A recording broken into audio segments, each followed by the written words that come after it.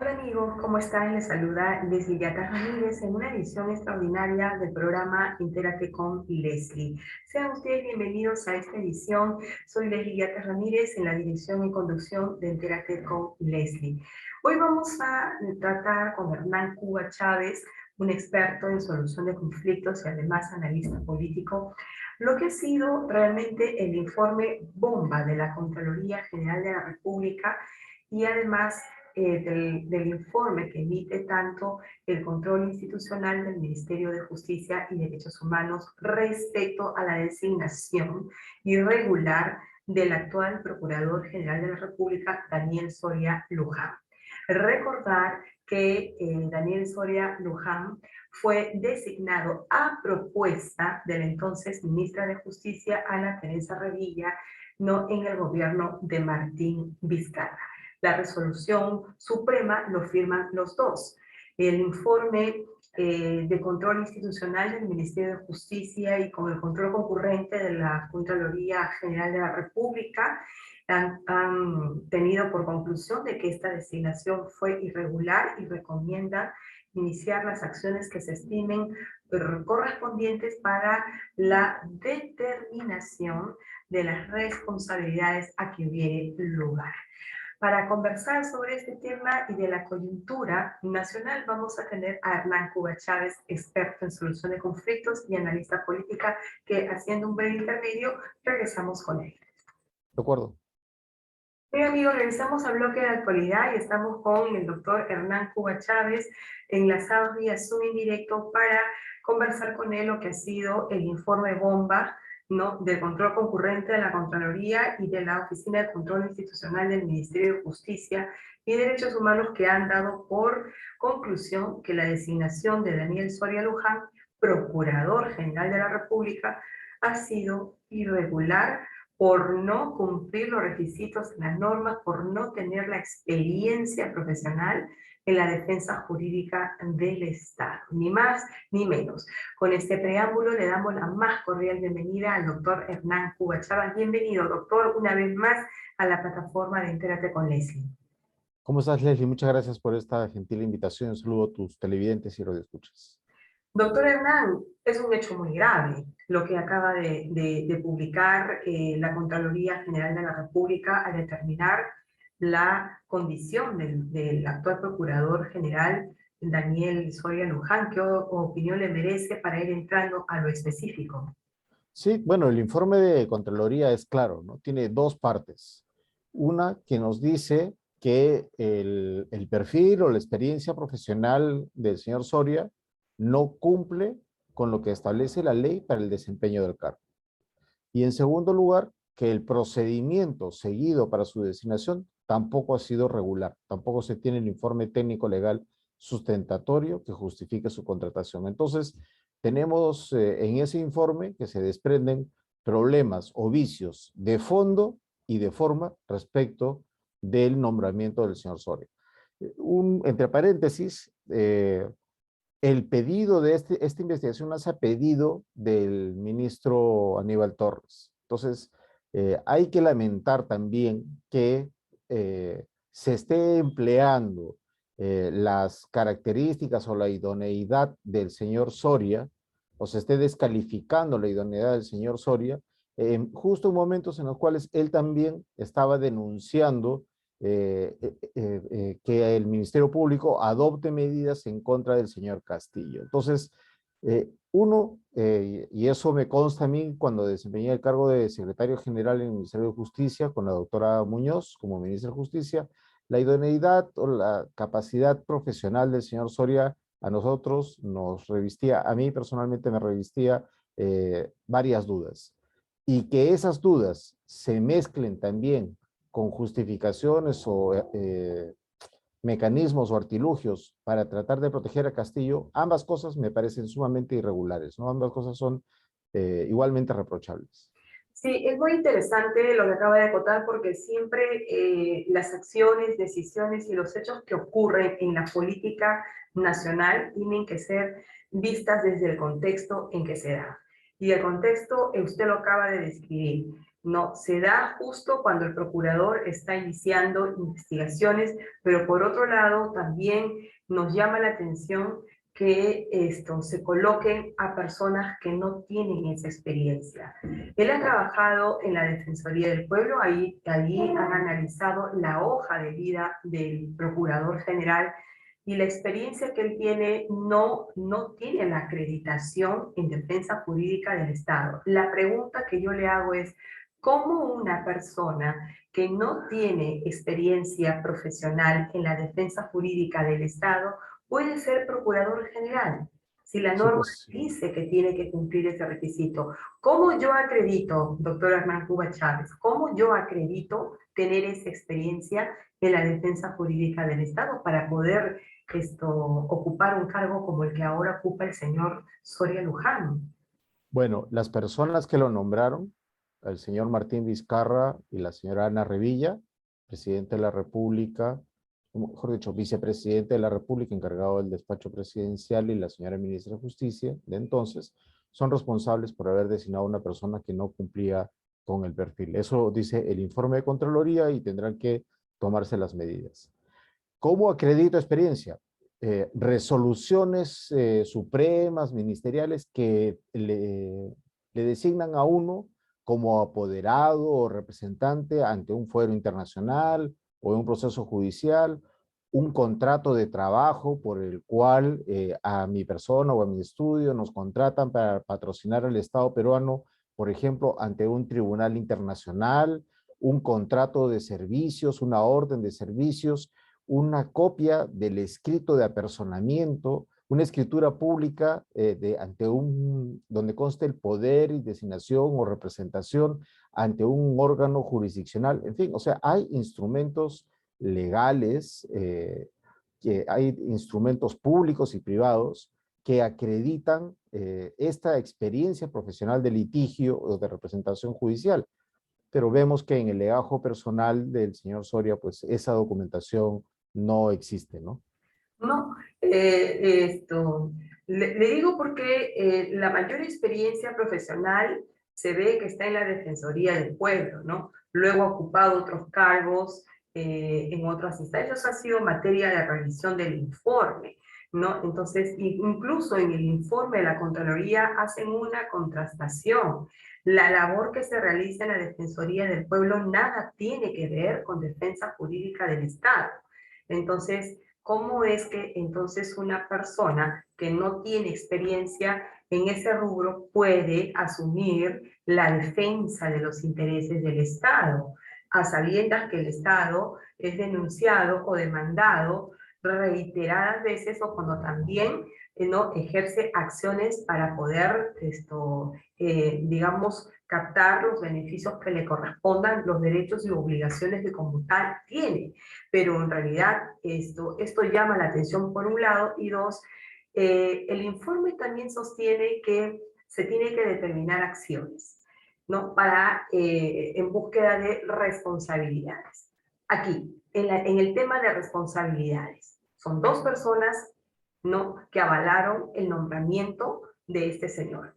La propuesta de la ministra de ese entonces, la ministra de Justicia, Ana Teresa Revilla, y el señor Martín Vizcarra, que era presidente de la República, sin perjuicio de otras instancias. Pero inicialmente ellos son los que tendrían que asumir esa responsabilidad, doctor Cuba.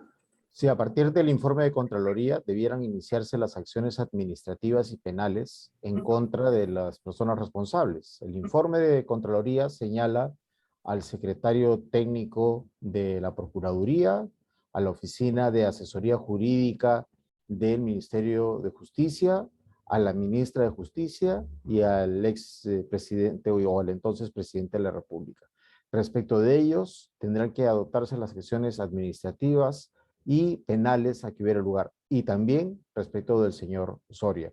Respecto del presidente y de la ministra, o del expresidente y de la exministra, corresponde también el antejuicio político ante el Congreso porque son funcionarios Por de los alto cargos rango. que han ocupado. Así es. Muy bien, doctor Hernán Cuba, eso nos queda muy claro y esperemos que realmente el Congreso tome cartas en el asunto respecto a este informe que ha sido realmente el informe bomba, ¿no? De la mañana. Pero vamos a otro tema bomba, ¿no? Que es la crisis del gabinete ministerial. El día de ayer, el presidente de la República anunció desde su cuenta Twitter que va a renovar su equipo ministerial. Ya se cansó de Mirta Vázquez, ahora no sé a quién van a colocar en su lugar. Lo cierto es que también el gabinete vuelve a caer por una acción propia del Poder Ejecutivo. Acá no tiene ninguna intervención del Congreso de la República, no está cayendo porque haya una amenaza inminente de vacancia presidencial, ¿no? Etcétera. Esto es por acción propia del Ejecutivo. La Premier fue arduamente criticada en el cargo por su posición antiminera, ¿no? Y ahora porque no alcanzó la búsqueda de consensos para conducir esta gobernabilidad. Tengo la percepción, no sé si usted la comparta, tengo la percepción de que la Premier estuvo ahí simplemente con un nombramiento formal, pero no se notaba realmente que ella asumiera ese liderazgo, ese protagonismo que es inherente a todo Premier, a todo primer ministro. ¿Qué opinión le merece, doctor Hernán Cuba? Sí, yo creo que enlazándolo también con la situación anterior del caso del señor Soria, seguramente la Contraloría General de la República verá los nombramientos irregulares o indebidos de personas que no debiendo haber ejercido o no pudiendo estar capacitados para ejercer altos cargos, hayan sido designados o hayan ejercido el cargo. El señor Salaverry, algunos ministros que no cumplen con el perfil. Entonces, lo que ha sucedido en el caso Soria va a volverse a repetir en el caso de otros altos funcionarios que hayan sido designados. Yo no sé si el señor Castillo le pidió la renuncia a la Premier o si la Premier presentó su renuncia y el señor Castillo la aceptó. Ese es un tema, algunos dirán superficial, ligero. No es tanto así, porque el presidente de la República acepta la renuncia de su presidente del Consejo de Ministros, quien es la cabeza del gabinete, y si se produce su renuncia, cae todo el gabinete. Yo no sé si cuál de los dos está mintiendo. Uno de los dos está mintiendo, porque no puede haber dos verdades. O él le pidió la renuncia a ella, o ella renunció y él se la aceptó. ¿Cuál de esas dos verdades es? No lo sé. La señora Mirta Vázquez, como responsable política, no ha ejercido su papel. Cuando se han adulterado los registros de visitas a Palacio de Gobierno, la responsable política de esa irregular adulteración de los registros o de las visitas de Zarratea es la presidenta del Consejo de Ministros. También de la mano del ministro de Justicia, porque la Autoridad Nacional de Transparencia, el máximo organismo encargado de vigilar por la transparencia del país, depende del Ministerio de Justicia. Tampoco dijo nada, también es responsable político, pero sí, como tú dices, aparecía como una figura ahí nombrada y el control político pues no ejercía, responsabilidad político tampoco ejercía. En el caso de los derrames, ok, el principal responsable es la empresa Repsol, pero responsable político de que haya transcurrido 10 días y no se han tomado medidas, pretendan regalarle canastas a los afectados, no haya sanciones. Por último, un decreto de urgencia y se autoriza al Ministerio de Ambiente o al Ministerio de Energía y Minas a contratar a la empresa especializada y que remedie inmediatamente posible. Entonces, 2, 3 días demora en contratarse esa empresa especializada y se está limpiando el derrame. Eso sin perjuicio de las acciones civiles, penales o administrativas. Tampoco. Entonces, ha sido una figura decorativa. No quiero hablar de los problemas de los conflictos por las bambas y demás, porque largamente nos vamos a extender, pero realmente sí ha sido una figura decorativa, no ha ejercido el balance, el control que debe ejercer el presidente del Consejo de Ministros, que debe ser la persona que debe poner un alto a la, no sé, pues al ejercicio del poder supremo que cree tener el presidente de la República, ¿no? Doctor Hernán, aquí la figura como que se está invirtiendo y yo no sé si esto es para beneficio del país, el que se esté cada vez evidenciando la incapacidad humana que tiene el presidente Castillo de conducir la gobernabilidad o los destinos del país y también la poca idoneidad de poder conformar un equipo de gabinete, ¿no? Por ejemplo, en escenarios políticos pasados veíamos un claro confrontamiento entre ambos poderes del Estado, ¿no? En cambio aquí, quien se está tirando la soga al cuello es el mismo Ejecutivo, ¿no? Ahí está ese círculo vicioso, cambia de gabinete, y simplemente lo que se hace es mover un ministro de una cartera a otra, pero el círculo vicioso continúa. Dos o tres excepciones de cambio y creen que eso ya es una renovación, pero se mantiene la ineficiencia, se mantiene también la incapacidad o la idoneidad para ejercer el cargo. Usted ha dicho algo Exacto. muy importante. El caso del señor Soria Luján va a ser un efecto multiplicador, ¿no? En el Estado. O sea, eso es un caso que está dejando sentado un precedente para todo aquel que es nombrado sin ajustarse o apegarse a la norma, ¿no?